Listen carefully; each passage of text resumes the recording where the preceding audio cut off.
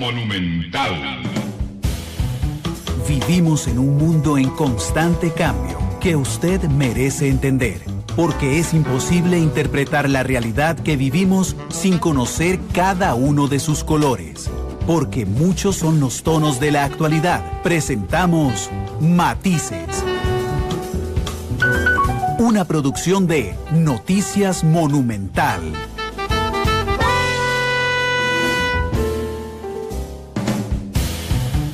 Hola, hola, ¿qué tal? 2:06, feliz tarde para todos que nos acompañan este lunes, hoy en el primer programa de la semana, haciendo lo que muchos nos pidieron desde el jueves anterior, que es analizar el gabinete del presidente electo Carlos Alvarado. Así es que bienvenidos a este programa. Les decía, arranca semana hoy con dos analistas que nos acompañan en Matices. A mi izquierda está don Sergio Araya de Conrad Adenauer. Sergio, bienvenido a Matices, ¿qué tal? Muy bien, Randall, muchas gracias por la invitación, y a las amigas y amigos que nos están escuchando, y a nuestro amable también co-invitado. A Daniel Calvo, que hoy está con nosotros por primera vez. Daniel, bienvenido, ¿qué tal? Pues un gusto estar aquí en este programa, y de verdad que ya deseando analizar es lo que fue la conformación del gabinete y las repercusiones que pueda tener inclusive de cara al día de mañana.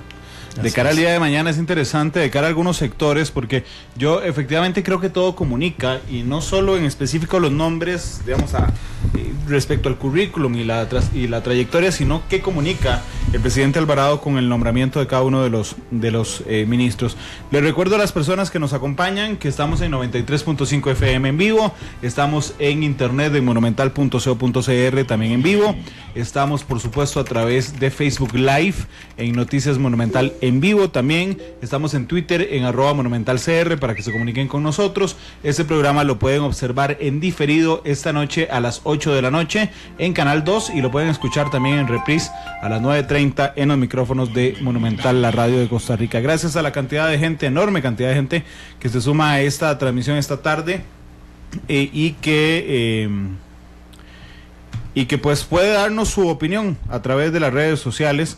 Ya hay mucha gente que está. Déjenme nada más saludar a quienes se integran de una vez: a José Gilberto Abarca, Marco Antonio Mojica, también a Ana del Carmen Gutiérrez, a Ileana Vargas, a Juan Diego Rodríguez, a Lupe Monge, a Roger Fallas, a Jessica Román, a Marco Antonio Mojica. Les decía, gracias de verdad por estar con nosotros, igual que a Luis Lafit Pérez. Permítanme empezar el análisis en lo macro. Ahorita nos metemos en temas puntuales. Sergio, en términos generales, 25 ministerios, 14 de ellos liderados por mujeres. ¿Qué te parece en general el gabinete del presidente Alvarado? Bueno, comenzaría por eso último. Es el gabinete que trata de llegar más al equilibrio, a la paridad. Inclusive creo que hay más mujeres que hombres, indiscutiblemente. 14 de 25. Exactamente. Y adicionalmente, bueno, quedan algunos puestos, pero son presidencias, algunas clave, como el ICE, que todavía tienen que... Como Recope, como Habdeba. Exactamente. Pero digamos que uno tiene que contrastar siempre con el ejercicio inmediatamente anterior. En esta oportunidad, el gabinete... Creo que don Carlos Alvarado, bueno, primero lo hizo en una sola puesta en escena, no recordemos hace 4 años capítulos. Que don Guillermo lo fue haciendo por tractos, exactamente. Pero me parece que, pues más allá de que probablemente alguna persona que originalmente él tenía en mente le pudo haber dicho que no, pero independientemente de esos detalles, tengo la sensación de que este es un gabinete bien pensado, digamos, que procura responder a lo que él discursivamente ha venido sosteniendo, no desde que ganó el 1 de abril, sino desde que quedó sembrado en la segunda ronda el 4 de febrero. Cuando habló justamente de la necesidad de interpretar el sentir de la gente, buscando un gobierno que él llama de unidad nacional.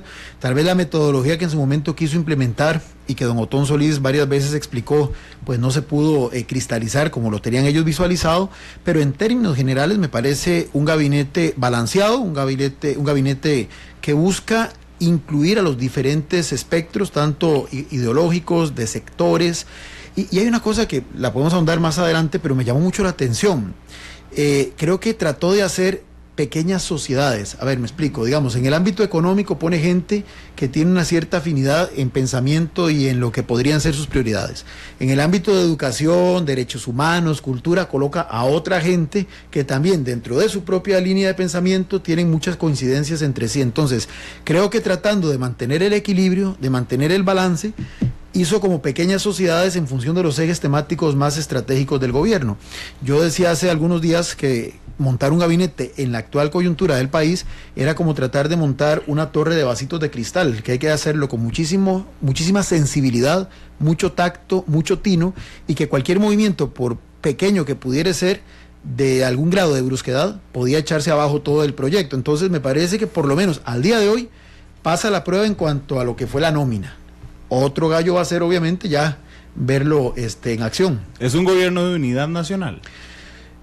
Bueno, es que la palabra unidad nacional o la expresión unidad nacional para mí es muy ambiciosa, ¿verdad? Me parece que es un gobierno que trata de integrar una visión pluralista desde el punto de vista doctrinario, desde el punto de vista ideológico. Tenemos gente de la izquierda, tenemos gente de la derecha, tenemos gente conservadora y tenemos gente liberal en lo que es esta otra dimensión, especialmente lo que llamaríamos la parte cultural, la parte de los derechos humanos y demás. Representantes de sectores empresariales, representantes de sectores sociales, obviamente el tema de mujer, que es muy importante, pero decir que es un gobierno de unidad nacional, no, ya sí creo que sería exagerado plantear una cuestión de estas, porque además me parece que tampoco era tan sano un gobierno de unidad nacional, porque en toda democracia es importante que haya algún contrapeso, alguien tiene que ser oposición, y difícilmente usted va a poder ser oposición y gobierno simultáneamente sin que se le confundan los roles. Falta Restauración Nacional, no tiene un solo representante. La segunda fuerza política del país. Bueno, justamente esa podría llegar, o creo que ellos, y me gustó mucho lo que decía Daniel, esto de alguna forma repercute en lo que va a pasar mañana. Probablemente Restauración Nacional en esta coyuntura se está viendo a sí mismo como ese vocero de la oposición, como el que va a articular a la oposición, y por eso le pareció incongruente ser ese vocero de la oposición y a la vez formar parte del gobierno.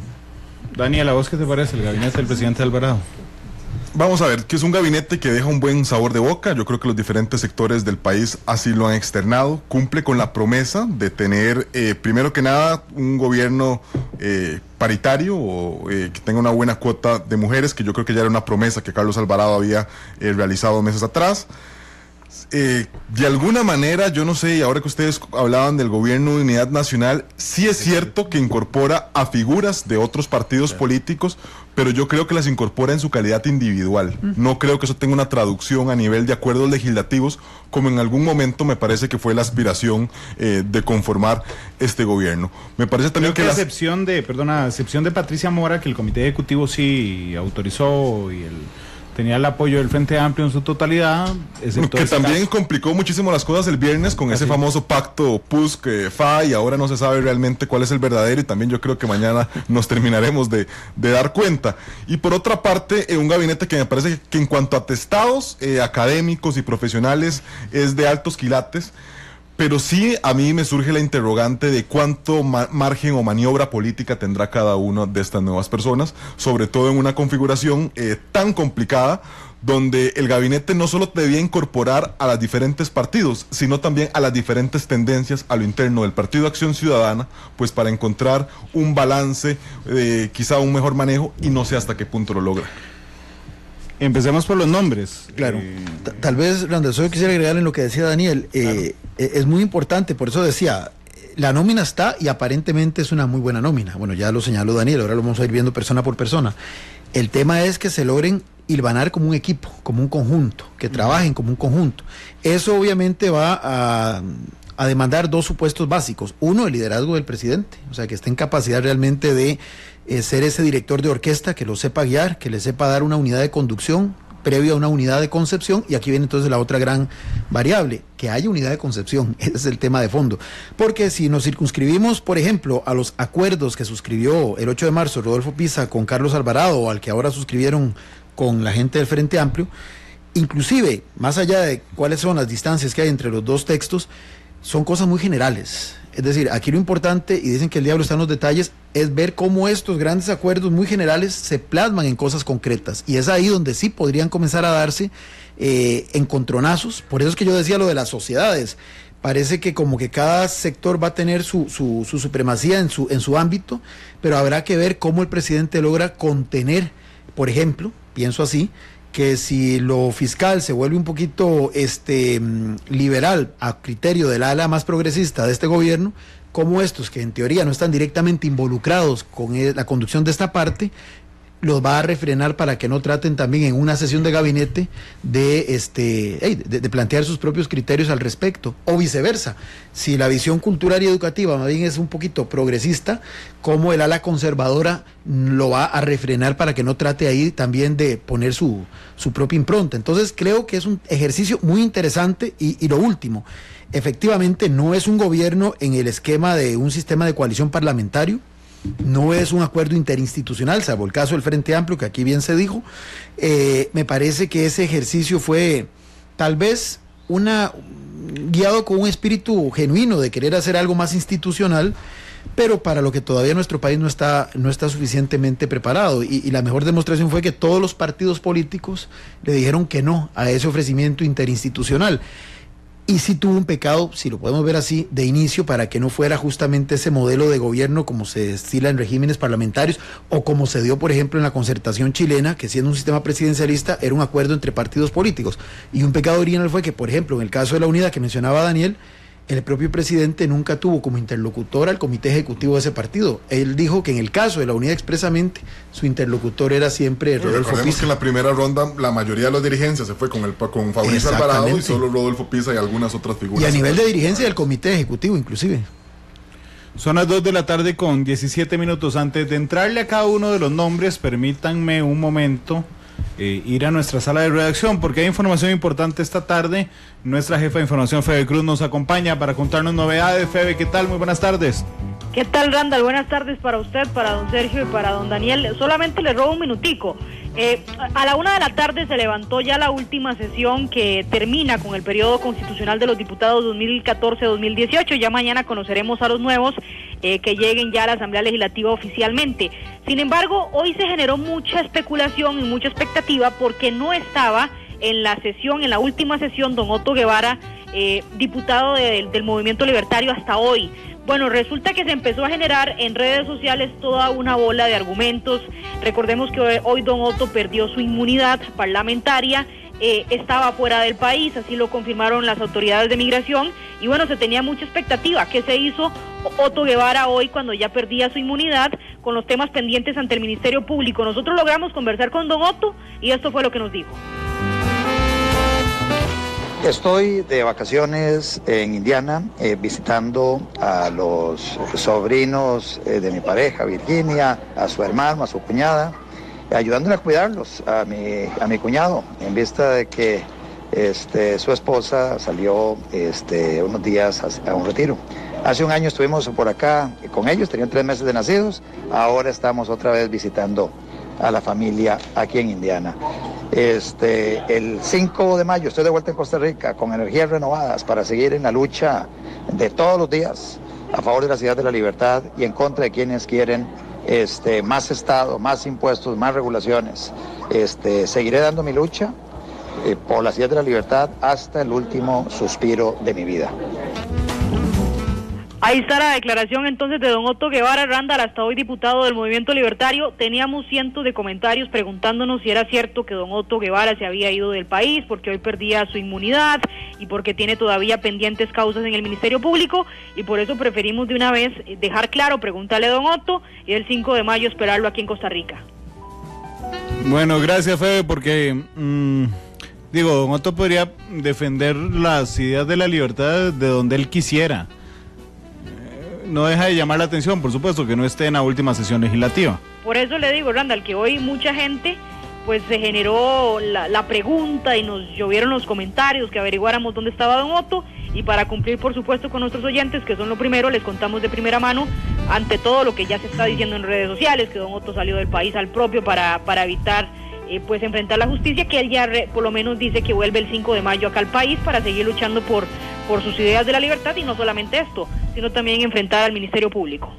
Gracias, Febe, por esta información. Era nuestra jefa de información, Febe Cruz. Don Otto regresará entonces, según nos dice, al país el próximo 5 de mayo. Son las 2 de la tarde con 20 minutos. Les decía que vamos a analizar los nombres. A mí me llama enormemente la atención, antes de entrar a cada uno, un tema en particular. Yo siempre, en temas laborales y de empresa, creo que la persona que contrata es la persona que debería de ser la última en entrevistar al contratante, al aspirante.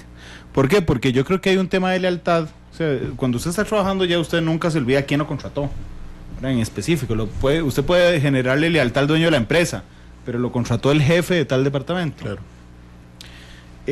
Cuando es una cuota de la Unidad Social Cristiana, Daniel, por ejemplo, que es la más numerosa después del PAC, ¿a quién le debo lealtad? ¿Al presidente o a Pisa?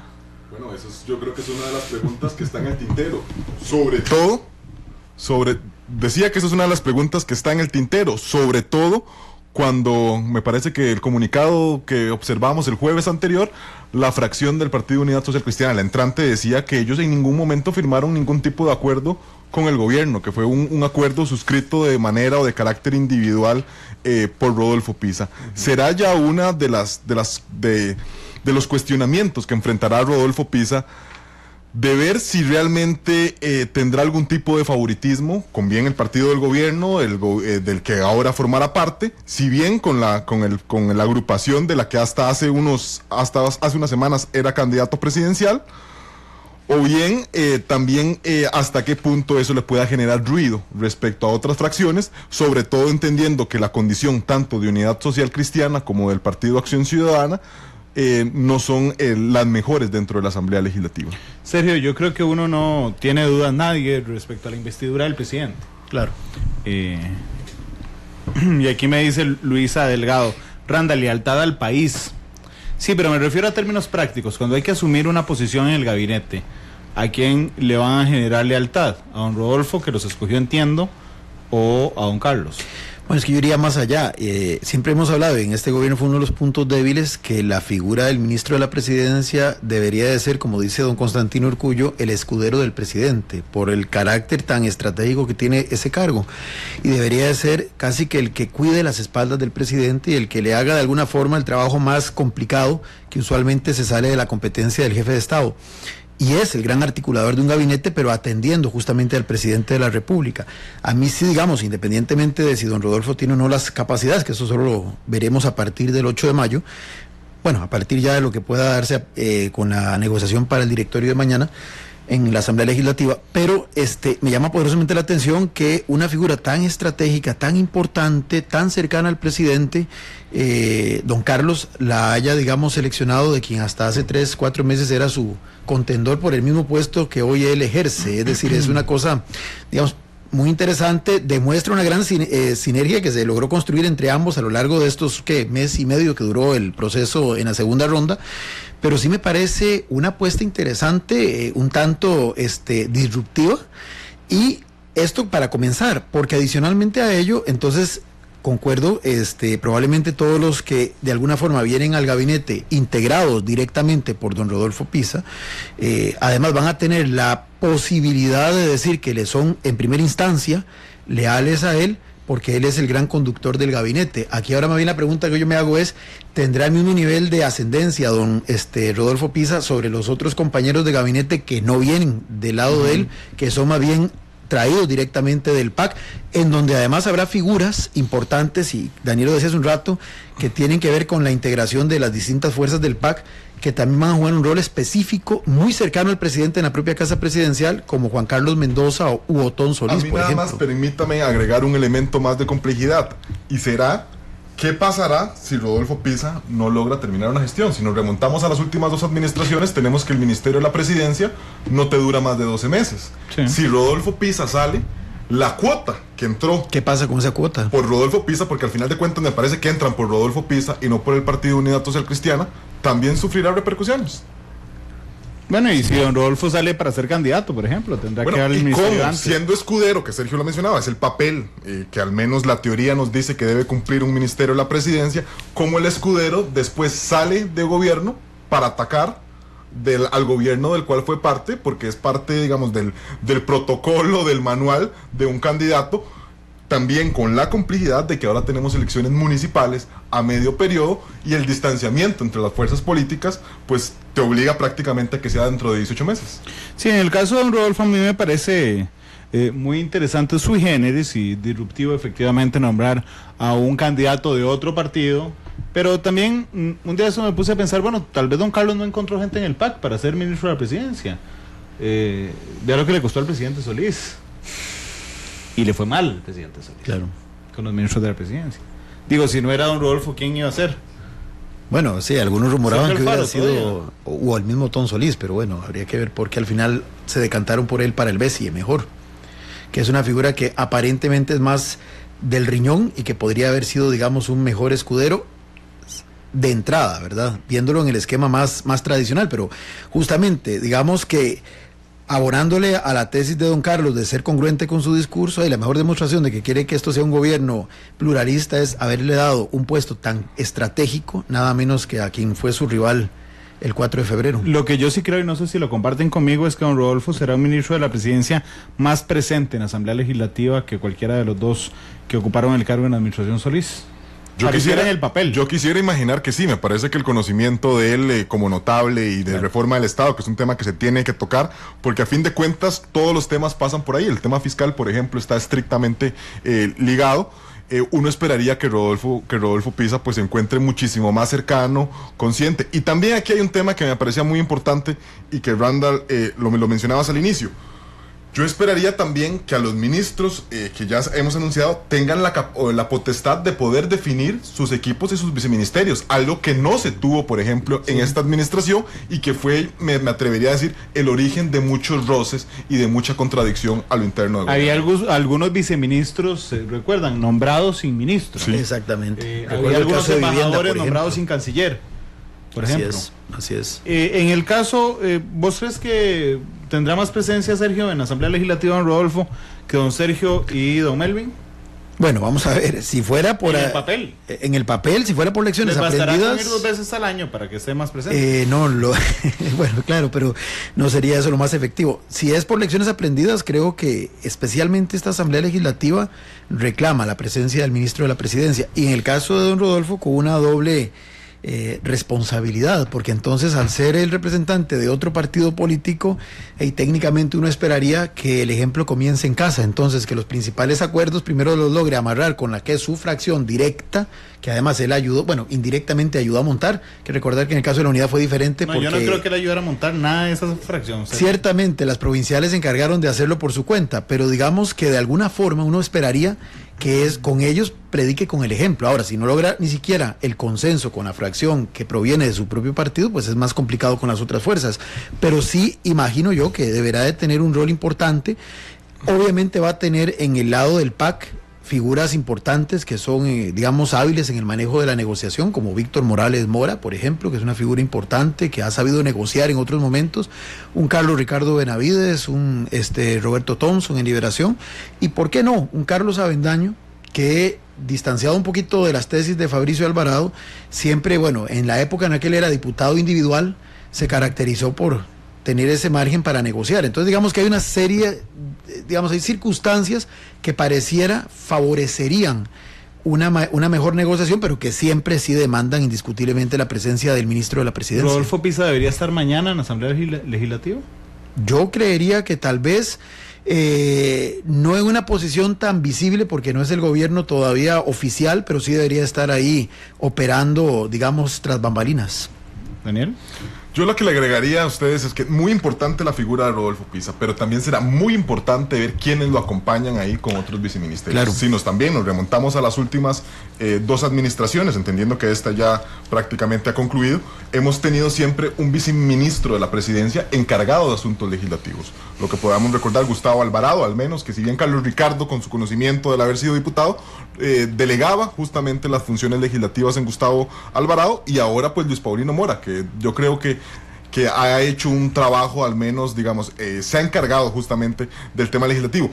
Algo que también siempre genera un resentimiento de por qué a mí me mandan al viceministro y no a la figura pues principal que es el ministro, ¿verdad? Aquí también tendremos que ver, yo creo que sería fundamental que Rodolfo Pisa sepa acompañarse de una persona con buen conocimiento legislativo y ver hasta qué punto se le vayan a delegar funciones, o bien Rodolfo Pisa, por su conocimiento y por el perfil que hemos comentado pues minutos atrás, más bien él tal vez querrá asumir todo lo relacionado a la Asamblea Legislativa. Carlos Ricardo Benavides hoy hace 8 en estos micrófonos dijo: la fracción de Liberación no va a negociar con viceministros, y lo digo antes de que lo nombren para que no lo tomen personal.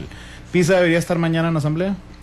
Concuerdo con Sergio, creo que sí debería estar, pero tras bambalinas. No sé hasta qué punto el nivel de exposición, sobre todo, aunque uno de momento lo que avisora es que el día de mañana podría estar tranquilo, pero todos lo sabemos y que no hemos seguido pues los primeros de mayo, sabemos que se puede complicar un minuto antes de que empiece la sesión. Aquí ya hay un par de comentarios, lo he escuchado varias veces. Don Rodolfo debería de controlar su carácter. Yo siento a veces, con toda sinceridad, que lo están juzgando por 2 eventos muy particulares en un debate. Sí, y además eventos que a mí me parece que fueron sobreactuados. Yo realmente no sé hasta qué punto fueron sinceros esos, no sé, desplantes o acaecidos durante la elección. Y sin duda, bueno, el ministro de la Presidencia deberá caracterizarse por tener pues un carácter pausado, tolerante y demás, porque la complejidad a la que nos avecinamos en esta próxima Asamblea Legislativa, yo creo que lo requerirá. Yo y complementaría esto, o sea, ciertamente tiene que ser un gran negociador, tener dominio de lo que llaman las habilidades blandas y demás, pero también tiene que tener algún grado de liderazgo, porque justamente eso se le resiente a los últimos ministros de la presidencia. No solamente su no presencia, sino que tampoco impactaban con su presencia, porque vamos a hacer un poquito de historia.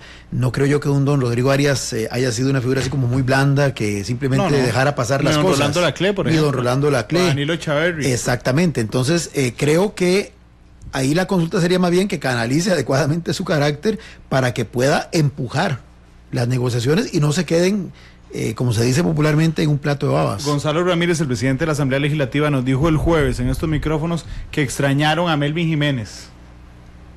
Bueno, creo que eso dice mucho. sí. Déjeme pasar a otro ministerio. Los voy a decir en el orden, voy a abordarlos en el orden que el presidente Alvarado los anunció. Gisela Amador en salud. Yo he visto ministros muy fuertes en salud, de perfil, hasta esta administración, donde ya no vimos ministros fuertes. De hecho, la última ministra ha estado casi desaparecida del ojo mediático, doña Giselle, que viene del IAFA. Daniel, ¿qué te parece ese nombramiento?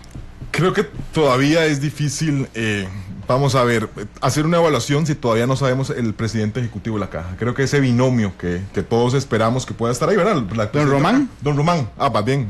Bueno, ahí tendrá que ver más bien quién podrá tener el protagonismo. Yo le apuesto a Don Román. Yo también le apuesto a don Román Macaya. Yo creo que será un tema importante. Y de verdad que uno no ha observado, al menos en lo que fue esta administración, inclusive a finales de la administración Chinchilla, pues un ministerio de salud pues con algún grado de liderazgo, cuando es uno de los temas más importantes a los que debería prestarse atención, y que uno también imaginaría que por los acuerdos planteados, que algo se intentó tocar del tema del fortalecimiento de la Caja Costarricense, esperaría que se le diera quizá una mayor atención al tema del fortalecimiento de la Caja y temas relacionados como pensiones, etcétera. Desde María Luisa Ávila, creo, no hay... Sí, que era una figura muy fuerte, mediática, principalmente. Claro, sí, pero vamos a ver, y sigue siendo mediática, doña María Luisa, pero lo que quiero decir es que dentro del gabinete, digamos, quedaba claro que la rectoría en salud era de ella, respecto a la presidenta de la Caja, que en ese momento era doña Iliana. Sí, y eso todavía no lo sabemos. El papel lo que nos dice es que debería ser la ministra de Salud. Veremos también hasta qué punto llega el protagonismo de Román Macaya. Eso es lo que yo quería agregar, porque lamentablemente, y aunque se ofendan algunos, aunque todos los ministerios tienen el mismo rango constitucional y legal, bueno, no, hasta el orden sí tiene una cierta lógica en el orden de lo que llaman el protocolo, pero hay ministerios que son más fuertes que otros, esa es la realidad. Hay ministerios de primera y de segunda categoría, y el ministerio de salud, ejecutivas más fuertes que ministerios.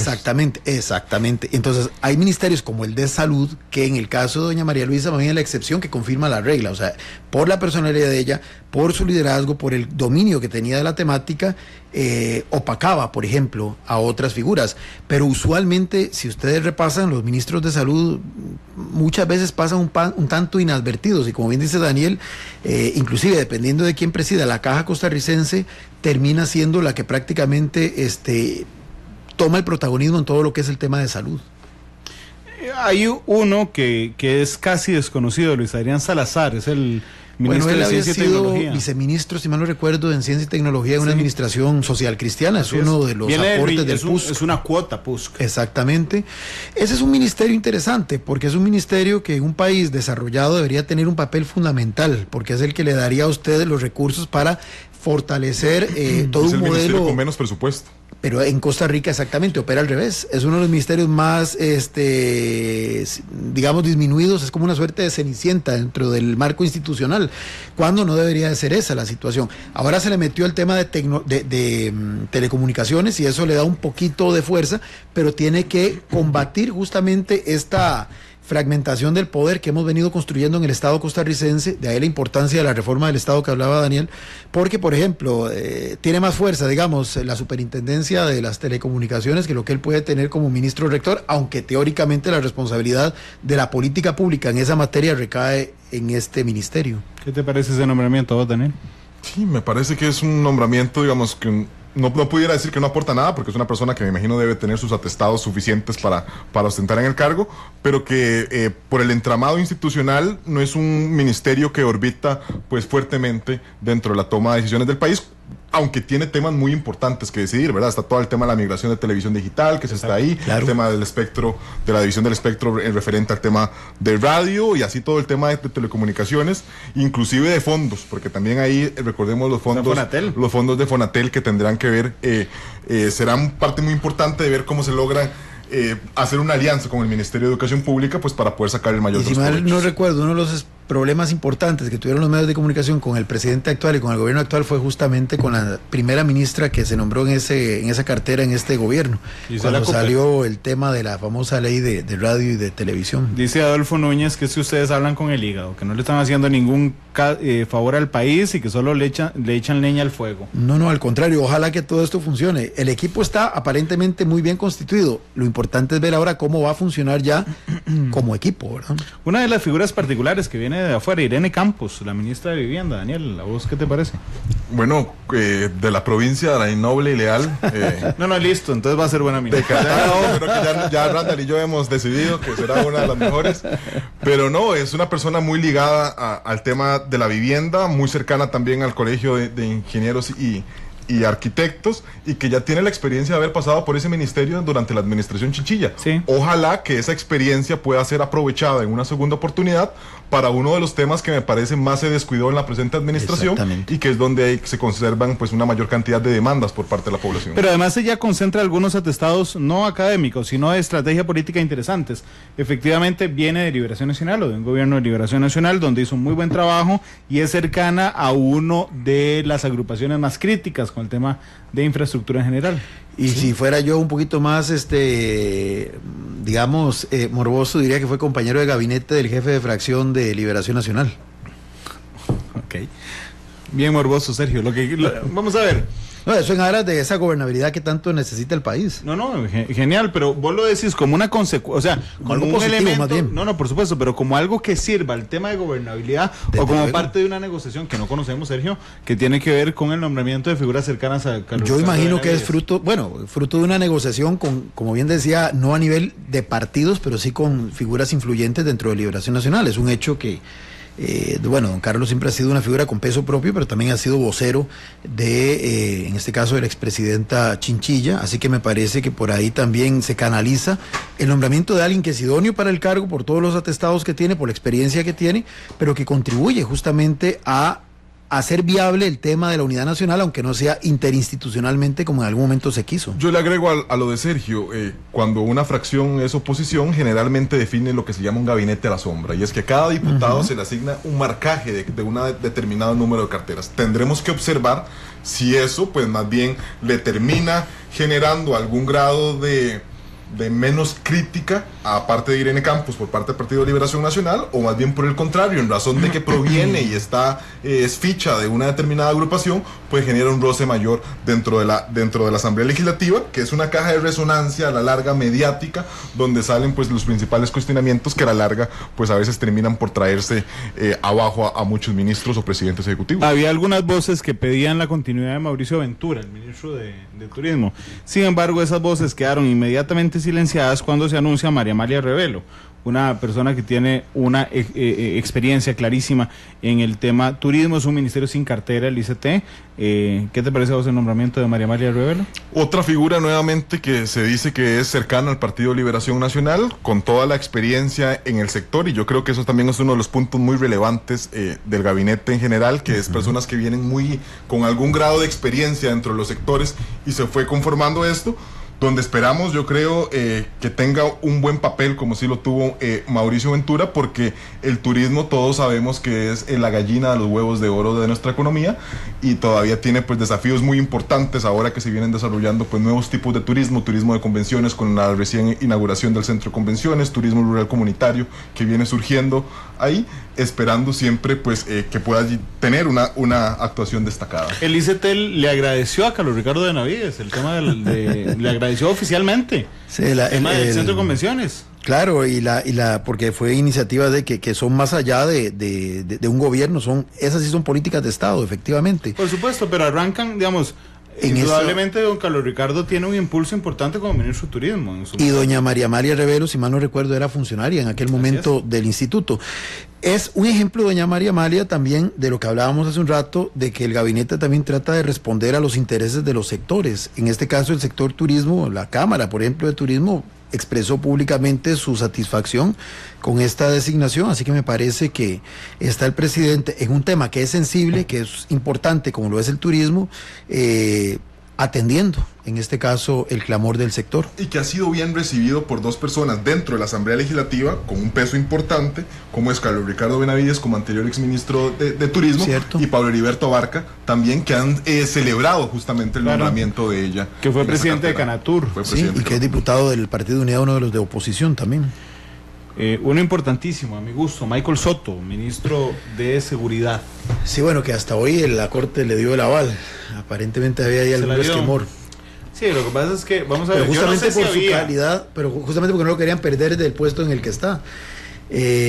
Vamos a ver, es muy interesante porque sigue la misma lógica de los anteriores ministros. La mayoría han venido del Poder Judicial o han saltado del OIJ. Los tres últimos. Los tres últimos, para ser exactos. Gustavo Mata, que don Gustavo tenía un puesto equivalente, no exactamente el mismo que el de don Michael Soto, pero era un técnico del OIJ recién pensionado que nombran viceministro de Seguridad Pública primero, después ministro de Seguridad Pública. Claro, entonces de alguna forma pareciera que la línea va a ser, digamos, similar. Bueno, el presidente electo ha dicho que para él el tema de la inseguridad, que es otro de los temas que quedan, digamos, con números rojos en la actual administración, fundamentalmente está motivado, dice él, por el crimen organizado transnacional, que reclama evidentemente un abordaje estratégico con mucho conocimiento de lo que llaman ellos la inteligencia en materia de seguridad. Entiendo que don Michael Soto, pues esa es una de sus especialidades, así que probablemente las pondrá al servicio del ministerio. Hay gente que discrepa, pero bueno, expertos en estos temas, de la conveniencia de que el ministro sea del mismo riñón, digamos, de lo que llamaríamos la policía. Creen que debería ser una figura con una visión muchísimo más amplia, más integral, de corte más bien política, que sepa articular diferentes actores. Pero bueno, por lo menos en la administración anterior no ha sido esa la tónica, sino que se han decantado por esta parte. De hecho, yo tengo buen tiempo, Sergio, de no recordar a alguien del riñón policial asumiendo el Ministerio de Seguridad Pública. Mario Zamora, que venía de Migración, pero digamos tampoco era natural de Migración. José María Tijerino, que fue fiscal general de la República. Que venía también de esa dimensión del Poder Judicial. Exactamente. Creo que uno de los últimos ministros, así con rango de político, que recuerde yo, fue Luis Fishman, ¿verdad? Cuando en el gobierno de Rafael Ángel Calderón, que inclusive fue el que centralizó el Ministerio de Gobernación y el Ministerio de Seguridad. Y Fernando Berrocal. Y Fernando Berrocal, por supuesto. Que tenía un viceministro muy metido, digamos, en temas, que era Rafael Gutiérrez, si no me falla la memoria. Aquí falta un nombramiento que es fundamental en temas de seguridad nacional.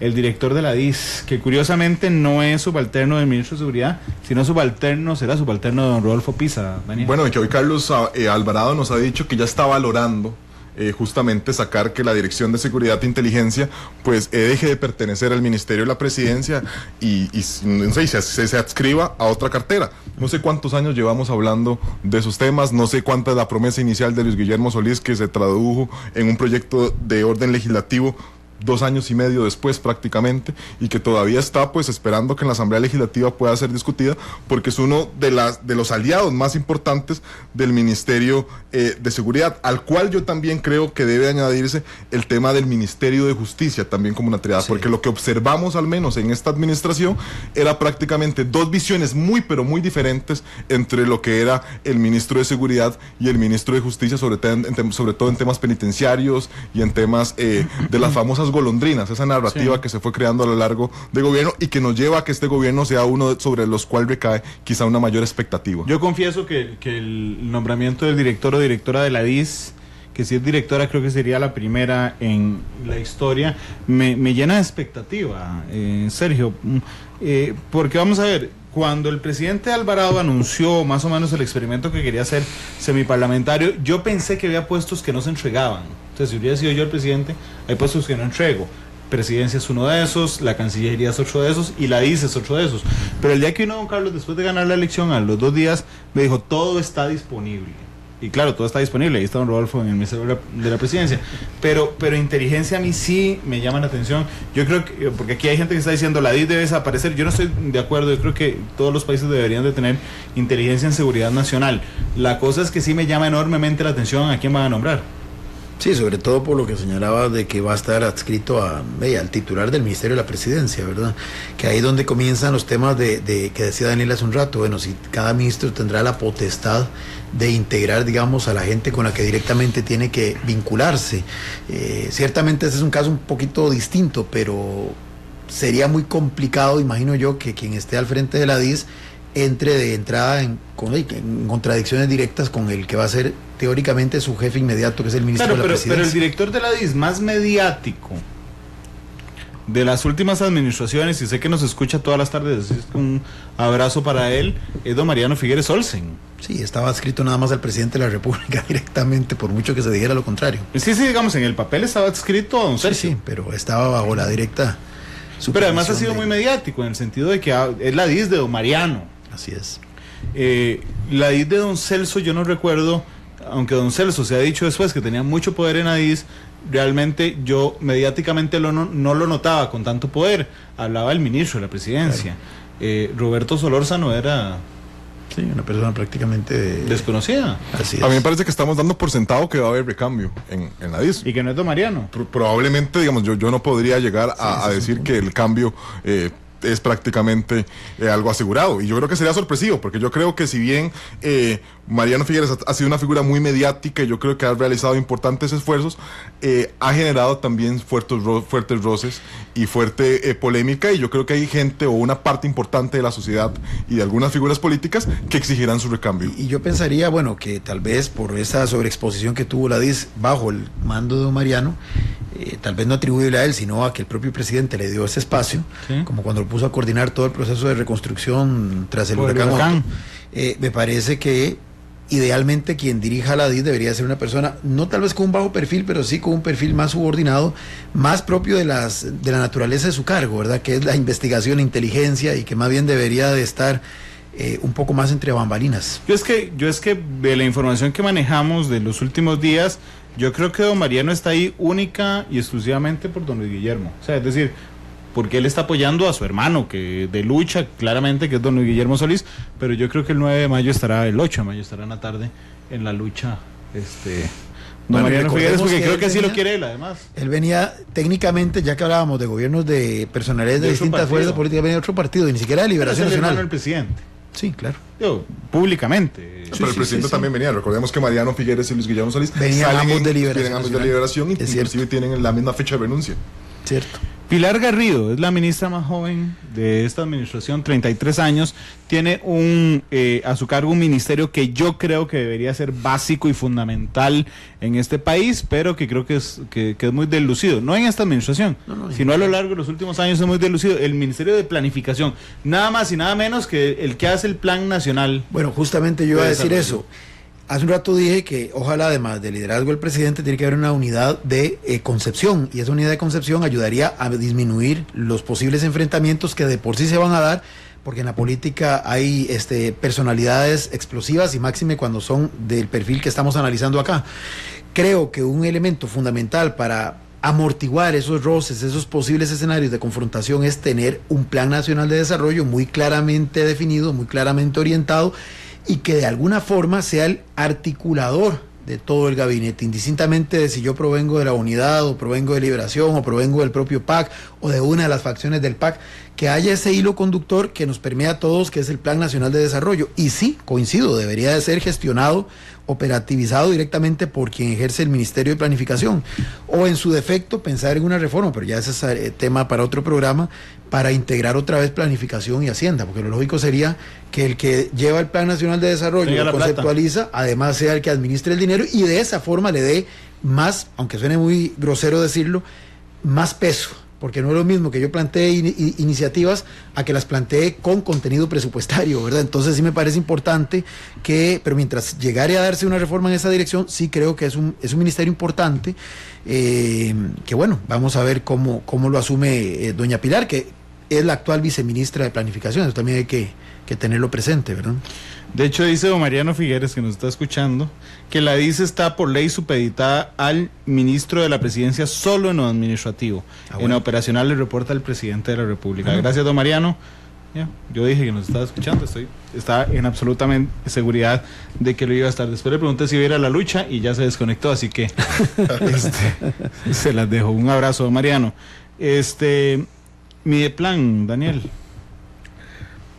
Quizá comentar lo mismo que ha dicho Sergio. Uno esperaría que, en razón de que lo que la asume la viceministra Pilar Garrido, haya una continuidad relativamente de lo que ha sido esta gestión. Yo creo que el Ministerio de Planificación, quizá también por lo invisibilizado que ha quedado no solo en esta administración, sino en administraciones anteriores, no ha sido un objeto de polémica o de conflictividad, y que esperaríamos, pues, sí ahora, con lo que también Sergio ha mencionado, pues pudiera adquirir un mayor protagonismo, pero que bien que mal no han existido críticas, al menos muy fuertes, respecto a la labor de la porque está desaparecida. ¿Sí? En alguna medida, sí. Sí, porque uno esperaría que un ministro que lleve, vamos a ver, uno hace normalmente la valoración del gobierno al año con el presidente o con la presidenta. Pero, uno podría hacer también la valoración con el ministro de Planificación, sentado con el Plan Nacional de Desarrollo. Debería ser el que sabe de todo. Sí, fulano se está quedando, fulano está avanzando, aquel está cumplimiento de metas. Cumplimiento de metas, exactamente. E inclusive el informe que da el presidente los 2 de mayo debería ir en respuesta a ese análisis que se haga de la mano con Planificación. Es decir, no solamente el recuento de logros, que no es exclusivo de esta administración, todo lo hacen igual, pero más bien debería de ser, o yo visualizaría que un buen informe sería aquel que, además de dar el estado político de la nación, justamente diga, bueno, con base en el Plan Nacional de Desarrollo y en esos indicadores objetivamente verificables, cuál es el estado real de mi gestión. ¿Por qué cumplí tal, en qué porcentaje? ¿Por qué no lo pude lograr en el porcentaje que yo lo tenía originalmente previsto? O al revés, ¿por qué lo logré inclusive superar? Y dar a partir de ahí una lectura política. Carlos Manuel Rodríguez, exministro de Ambiente 2002-2006, llega, por lo que he escuchado de reacciones que hemos registrado en Noticia Monumental, con una muy buena aceptación del sector ambiental, pero que tiene una brasa en las manos. Crucitas, Daniel. No me atrevería a decir que no solo crucitas, tiene por ejemplo el tema de pesca de arrastre, donde ya se ha mencionado y se ha desligado justamente de lo que venía mencionando. Creo que es una figura también proveniente del PUS, para enmarcarlo dentro del análisis que hemos venido realizando, con experiencia dentro de esa cartera y dentro del sector.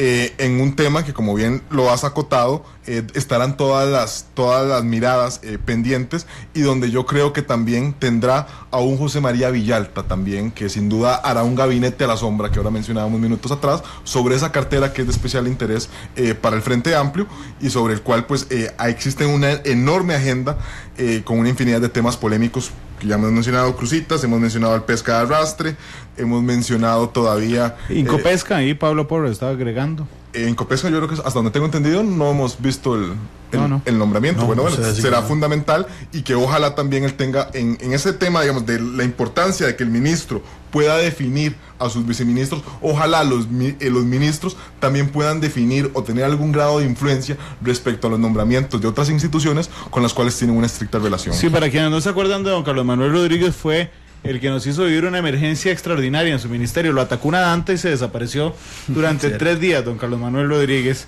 en la zona del Pacífico Sur del país. Decía Daniel algo, bueno, más allá de este tema anecdótico, algo muy importante, y es que los ministros en realidad vienen a ser rectores de sectores. Y dentro de esas rectorías se incluyen esas instituciones autónomas que muchas veces los jerarcas de ellas, también sin distingo de qué gobierno estemos hablando, se autoasumen que todas tienen el mismo rango de la caja costarricense, que pueden hacer y deshacer. Y que tienen una independencia absoluta. Exactamente, y en términos reales hay un ministro rector. En este caso, otro tema interesante va a ser la gestión del recurso hídrico, ¿verdad? Que es un tema que genera gran polémica, en donde, bueno, le toca a este ministro justamente definir claramente el rumbo que va a seguir ese tema. Ese ministro es rector en dos áreas, bueno, en varias, pero en tres fundamentales. AIA, que hoy había una manifestación para que Yamireda Astorga no siguiera. El ICE. Todo lo que tiene que ver con energía. Y Recope. Así es. Oiga, es el ministro rector de esas tres instituciones. Bueno, inclusive que tiene un desafío que, bueno, todavía estamos en veremos, el compromiso adquirido desde hace ya 2 administraciones de alcanzar la carbono-neutralidad en el año 2021, creo que dijeron. 2030, yo creo que ya. Sí, ya la tiraron para allá, es que no hay forma de medirla en el 2021. No, jamás, ni siquiera países tan desarrollados como Alemania se atrevieron a ponerse un listón tan alto, pero el tema es que justamente son esos temas, aquí viene el tema, digamos, de la implementación de la ley que se aprobó en esta Asamblea Legislativa, promovida por la diputada Marcela Guerrero, del tema de los vehículos híbridos y todo esto, en esta línea justamente de hacer más ambiental o más sostenible el tema del transporte. Así que hay una serie ahí de aspectos que, bueno, don Carlos Manuel tiene expertise, además ha participado en organismos internacionales también en estas materias, y de alguna forma, pues sí, también es cuota de la Unidad Social Cristiana, en el tanto es aportado por don Rodolfo Pisa, pero bueno, vamos a ver, no es tampoco, y esto hay que ser muy sincero, una figura que ha gravitado fuertemente al interior del Partido Unidad, ¿verdad? No. De hecho, gracias a Yenori Cordero, que me recuerda, yo no lo toqué en el caso de Michael Soto, pero el ministro de Seguridad es el ministro de Migración también, es decir, es el que tiene a su cargo como ministro rector la Dirección de Migración y Seguridad y Gobernación. Sí, efectivamente, Sylvie Durán, la única ministra que continúa. Por el momento, sí. ¿De ministras? Ya está. Bueno, sí. Pero ahí refiero al gabinete. Sí, de gabinete ampliado, habrá que ver. Pero de ministerios es la única que repite. Lo hizo tan bien, Daniel Sylvie Durán, para ser la única repitente. No me parece que uno pudiera decir que haya hecho una mala gestión, pero sí lo que creo que uno puede llegar a decir es que se le dificultó mucho encontrar al gobierno una figura con el que el sector artístico o cultural se pudiera sentir cómodo. Y creo que ya una vez que la lograron encontrar, que el sector se pudo sentir cómodo, correr el riesgo nuevamente de buscar una figura donde tampoco creo que tengamos quizá una variedad muy grande o un menú muy grande para hacer una escogencia del Ministerio de Cultura, termina por darle continuidad. O sea, ¿vos crees que tiene que ver más con gobernabilidad? Yo creo que es un sector que es complicado, que no se sintió cómodo al menos con el nombramiento de ¿cómo se llamaba? De Elizabeth Fonseca, y que una vez que pudo encontrar el reemplazo, pues trajo calma nuevamente. Y es que recordemos que uno de los primeros gazapos, por decirlo así, de la administración fue justamente ese Festival Internacional de las Artes, que que se ha convertido en un referente de nuestra identidad nacional. Entonces, digamos que doña Sylvie lo logró, digamos, volver a poner en escena, digamos, lo volvió a gestionar de una manera tranquila, digamos, ya no hubo sobresaltos como los que se experimentaron en aquella oportunidad. Entonces me parece que, como bien dice Daniel, esa es una comunidad bastante compleja, y conseguir a alguien que de alguna forma genere esos equilibrios, esa aceptación por los distintos sectores que forman lo que llamamos a grosso modo la cultura costarricense, no es tan fácil. Un nuevo ministerio sin precedentes como tal. André Garnier, el único que conocíamos antes del jueves.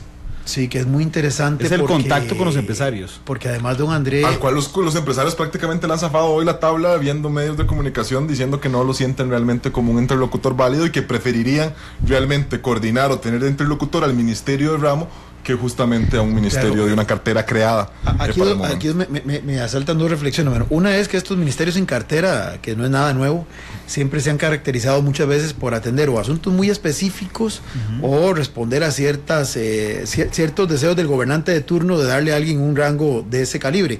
Recuerdo el caso más anecdótico, era aquel ministro de los Asuntos Especiales de don José María Figueres, que inclusive popularmente se le comenzó a conocer como el ministro de la basura, porque su principal razón era ver cómo se resolvía en aquel momento el tema de los desechos de los rellenos sanitarios, los botaderos de basura.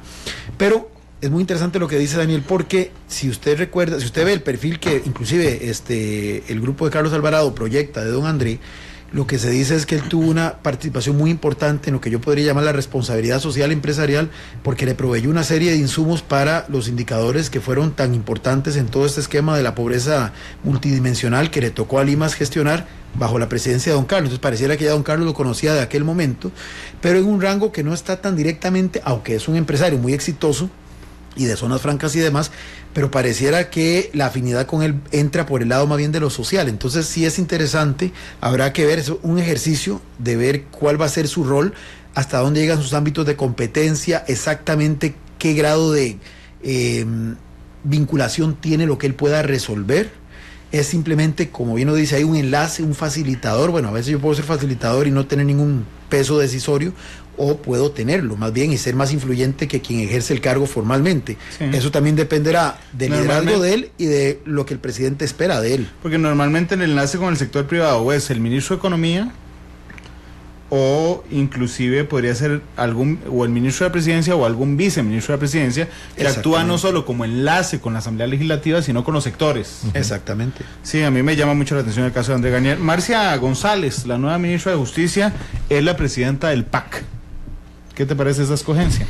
Creo que lo que tendremos que ver, y lo comentábamos minutos atrás, es ver hasta qué punto pues puedan tener una visión concordante respecto al ministro de Seguridad, que por lo menos creo que lo que ha sucedido en esta administración, donde teníamos ministros en esas dos carteras con posiciones completamente antagónicas, pues generó sin duda bastante conflicto y narrativas que creo que acarrearon bastante costo político para la administración. Creo que eso es lo que podríamos comentar. Tienen los atestados para la cartera, y esperaríamos pues que logre también darle también continuidad a una cartera que ha experimentado también o que ha estado bajo la lupa, sobre todo en tema penitenciario, que es un tema que sin duda se la seguirá trayendo no solo por este año, sino por muchos años más. Es curioso porque en este caso don Carlos tenía dentro de los nombres, dentro de la lista, a una exministra de Justicia, Patricia Vega.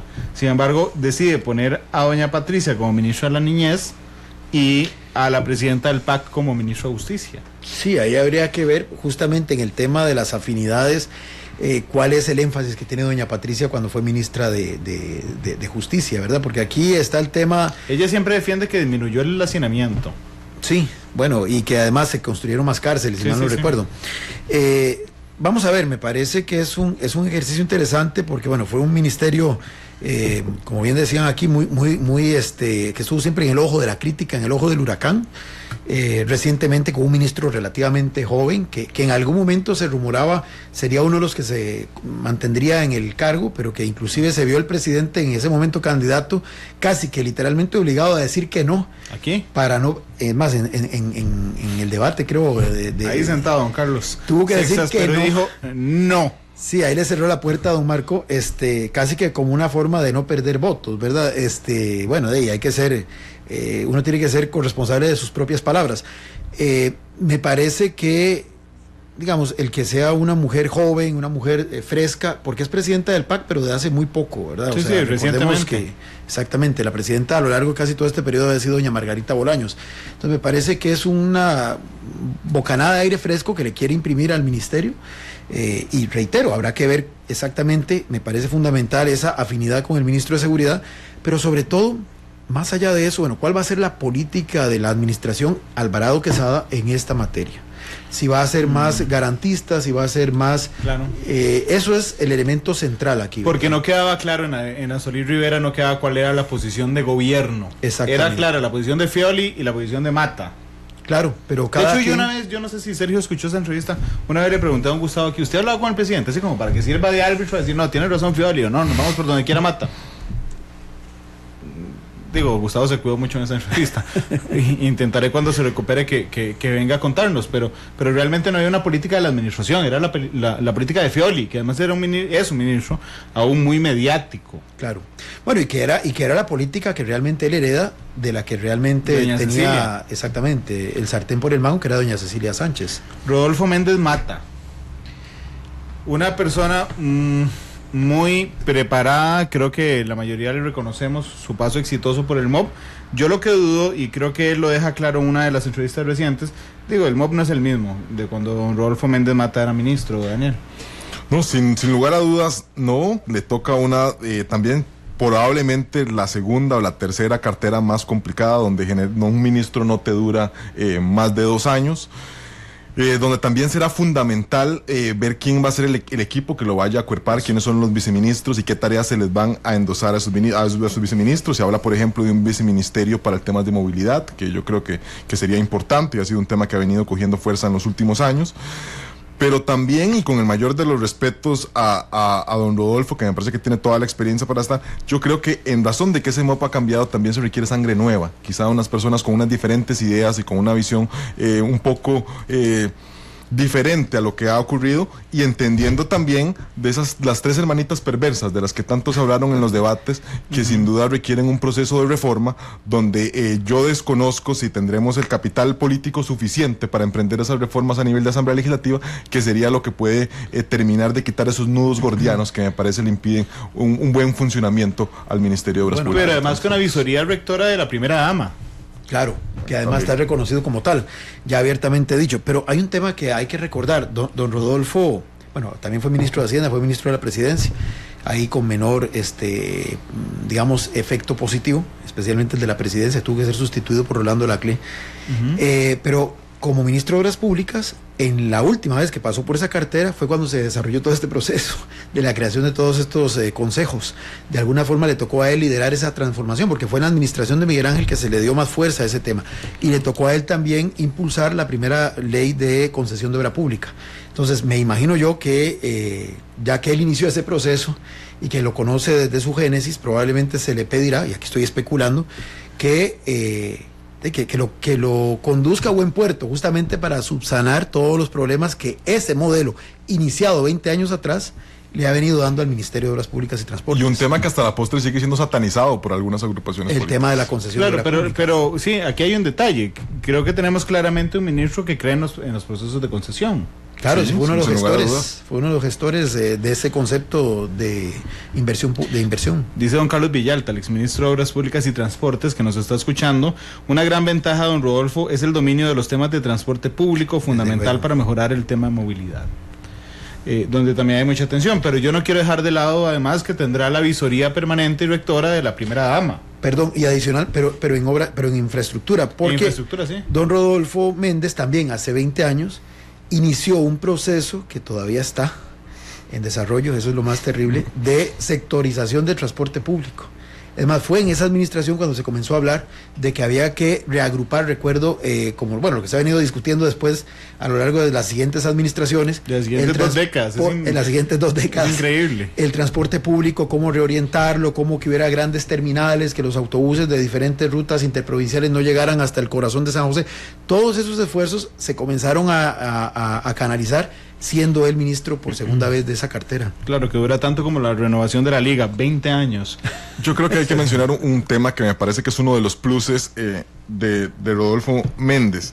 Es el tema de que sea una figura política. Ahora hablamos de que habían quizá figuras muy técnicas con unos atestados académicos bastante buenos, pero que tal vez a muchos de ellos les podía faltar ese colmillo político. Estamos seguros que Rodolfo Méndez no le vaya a faltar, y eso será importante porque mucha de la modernización de lo que pueda tener el MOP y del margen de maniobra que pueda tener pasa estrictamente por una reforma de ley, por poder negociar con diferentes bancadas que le permitan de alguna manera quitar esos nudos gordianos que yo mencionaba, para poder darle quizá una celeridad en una infinidad de temas, como por ejemplo la ejecución de recursos, por ejemplo mayor cantidad de empréstitos, y así pues temas de transporte público, temas de sectorización, etcétera. Así que ojalá esa experiencia política que tiene Rodolfo Méndez sea puesta en práctica para lograr esas grandes transformaciones. Esta sí que yo ni la veía venir. O sea, me di cuenta cuando obtuvimos la lista un día antes, pero yo dije que aquí iba a haber algo malo y no había nada malo.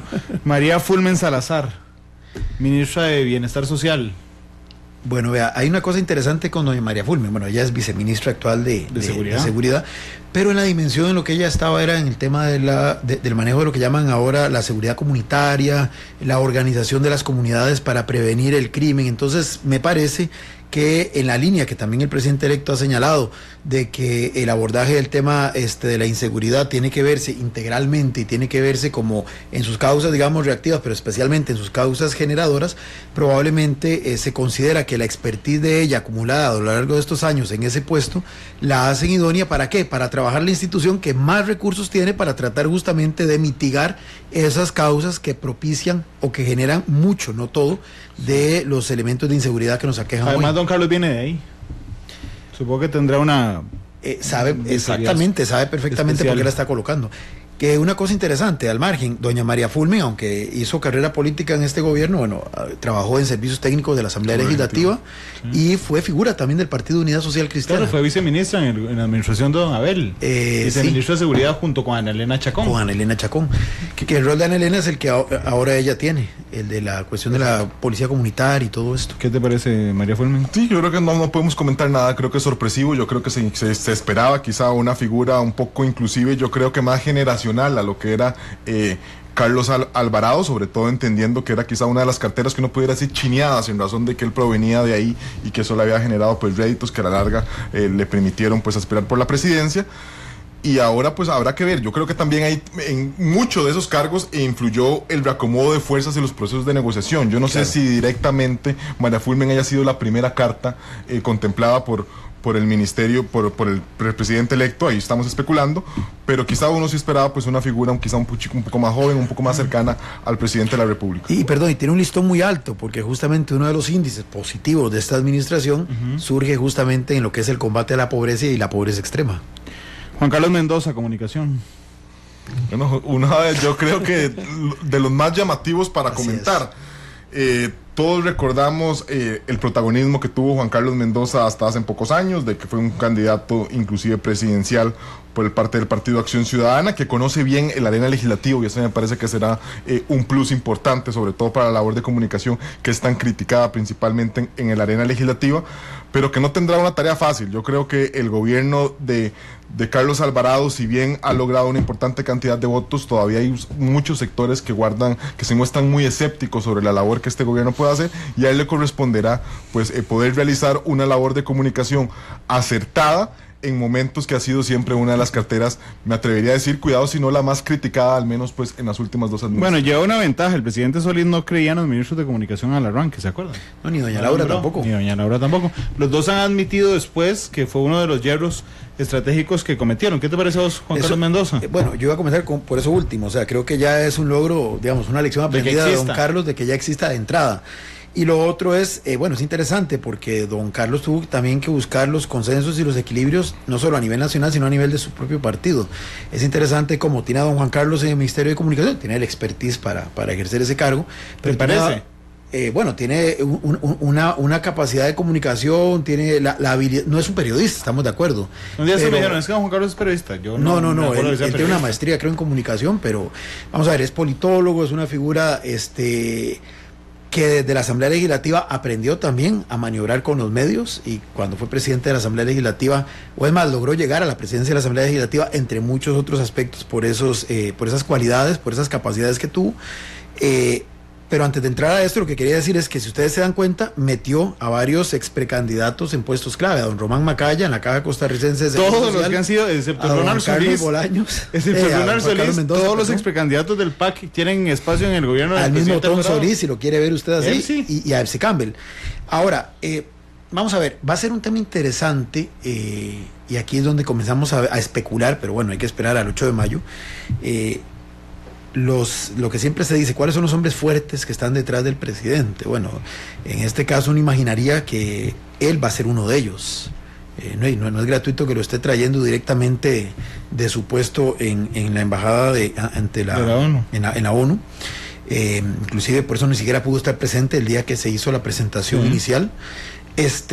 Probablemente va a ser uno de los más cercanos colaboradores suyos, y aquí va a ser muy bonito ver ya en la práctica cómo va a interactuar con el ministro de la Presidencia, justamente.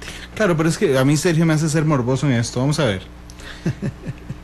En la administración Solís Rivera, yo creo que a don Juan Carlos lo metieron al congelador para que no brincara de precandidato 2018. Lo exiliaron y lo están repatriando, más o menos. Sí, pero le están devolviendo el favor, o sea, lo repatriaron y ahora le están dando la plataforma, digo, para que se luzca durante 4 años. Ese es el que más contacto va a tener en la prensa, seguramente.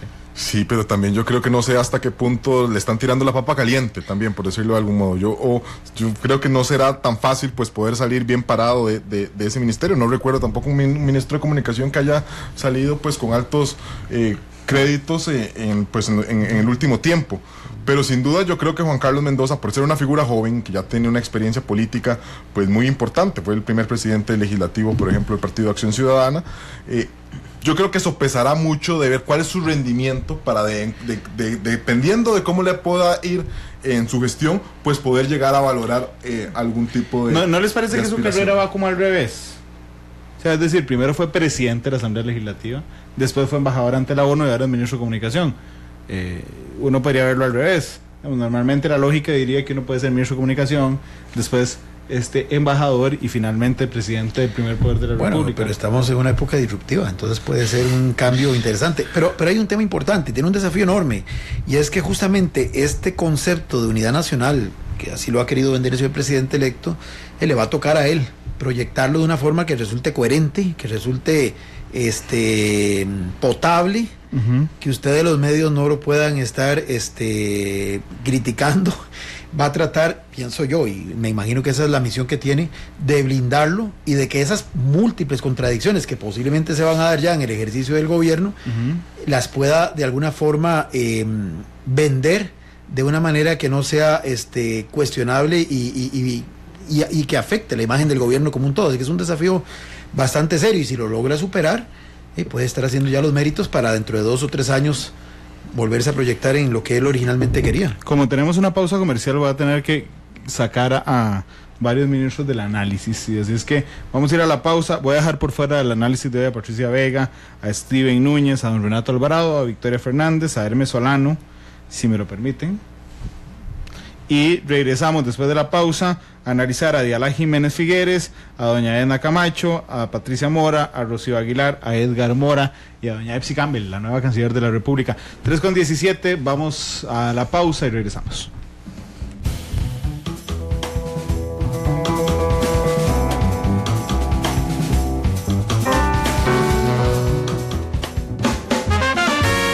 Porque la realidad tiene muchos tonos, matices.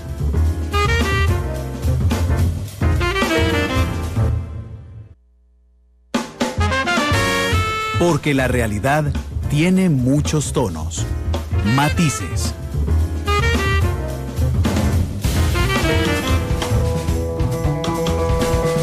De la tarde con 20 minutos. Gracias por estar con nosotros en Matices. Cuando uno está hablando tan apasionadamente del gabinete, no puede dejar de hacerlo ni siquiera en pausa comercial.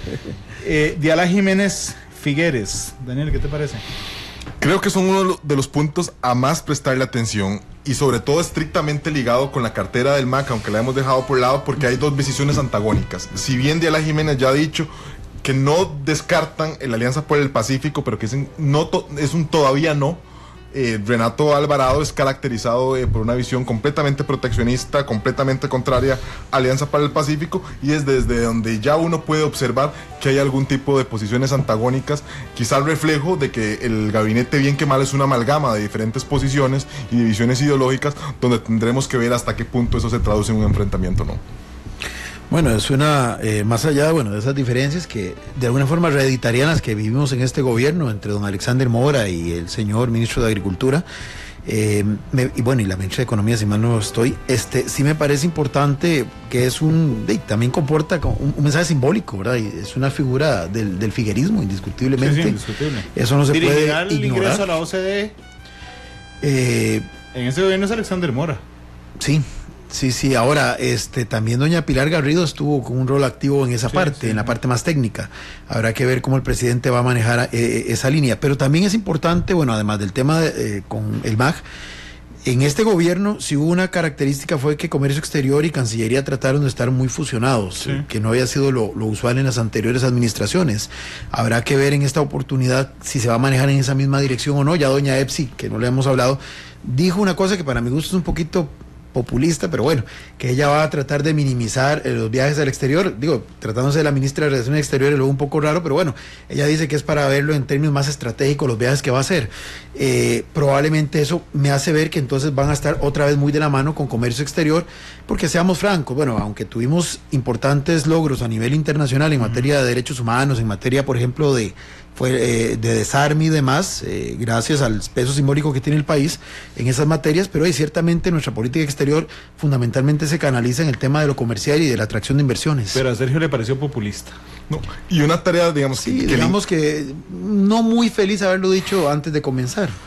Y con una responsabilidad muy fuerte, que es el ingreso a la OCDE, donde pasa mucho por la Asamblea Legislativa, que tiene una agenda muy fuerte, pendiente para lograr la aprobación, pero yo creo que con el aval de que Diala Jiménez conoce bien también cómo funciona la Asamblea Legislativa y que tiene excelentes dotes. Sí, porque fue asesora en la Asamblea. Vamos a minuto por ministro, Edna Camacho, Daniel.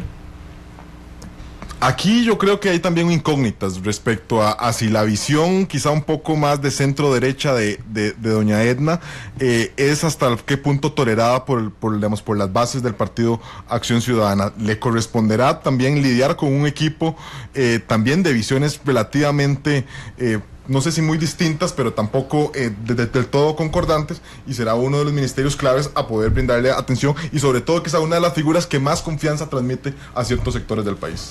Yo agregaría que es aquí donde se ve lo de las microsociedades que yo decía al principio. Ella va a ser, en el buen sentido, yunta con la ministra de Hacienda, que además cree mucho en el tema de la regulación del empleo público, por ejemplo, que es lo que ha generado gran resquemor de parte de los sectores sindicales, pero también coincide con esa visión del emprendedurismo, de disminuir los trámites para hacer más fácil la creación de empresas, de microempresas, que va en la misma línea de la ministra de Economía.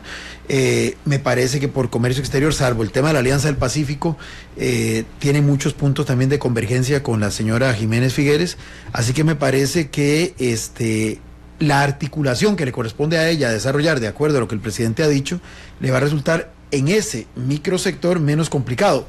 Concuerdo con Daniel, veremos si eso genera o no resistencias de la otra parte del gabinete y del resto de las bases del PAC. Patricia Mora.